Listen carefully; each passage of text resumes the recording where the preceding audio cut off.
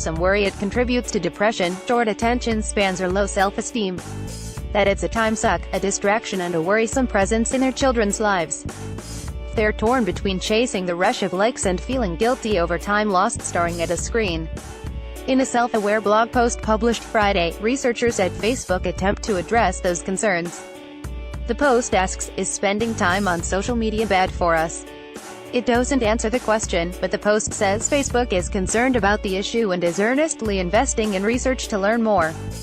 It also announced a feature it thinks might help. Facebook is rolling out a new 30-day mute button for people, pages and groups, which it says will give users more control over what they see.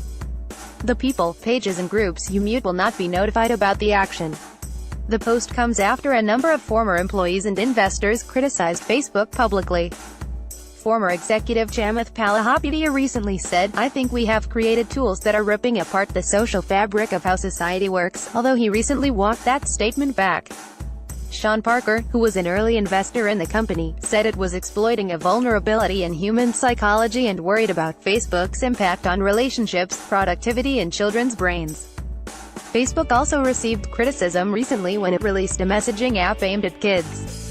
"We know that people are concerned about how technology affects our attention spans and relationships, as well as how it affects children in the long run," said Facebook's Director of Research David Ginsburg and research scientist Moira Burke in Friday's post. They cite studies that say social media can be detrimental to mental health, and others that say the opposite. The conclusion the authors come to is that social media itself isn't good or bad, it's how you use it that dictates its impact on your mental well-being. A problem with shifting responsibility from the company to the users is that people often can't identify what's harmful to them on a conscious level, according to Holly Shakia, an assistant professor at UC San Diego. Shakia studies the impact of Facebook on mental health. She says one way social media can be damaging is negative social comparisons. That's when people see carefully curated versions of other people's lives and then feel bad about their own. They likely want to mute these kinds of friends, who could number in the hundreds. She also thinks interacting on social media can detract from real-world relationships. This media doesn't give you what a human being really needs to have a meaningful social interaction, like eye contact, physical contact and posture, says Shakia. Facebook's Ginsburg and Burke say they want Facebook to enhance people's meaningful real-world relationships, not detract from them. Their post touts the various ways the company is trying to improve the well-being of users.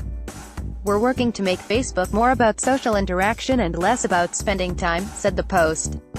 In addition to the new mute feature, Facebook has been making regular changes to the newsfeed so it shows less clickbait and more posts from close friends. In 2015, it launched the Take a Break tool so people could hide posts from exes after a breakup. It also has a number of suicide prevention initiatives and resources, including an AI tool that identifies suicidal posts. Facebook is investing money into more research on digital distraction and social media's impact on kids, according to the post.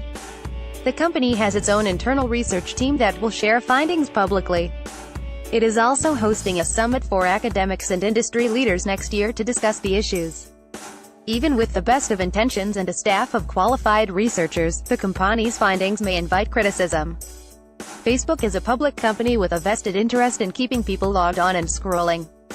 Shakia says she'd be skeptical about a tech company's internal research, but it would depend on what the studies claimed.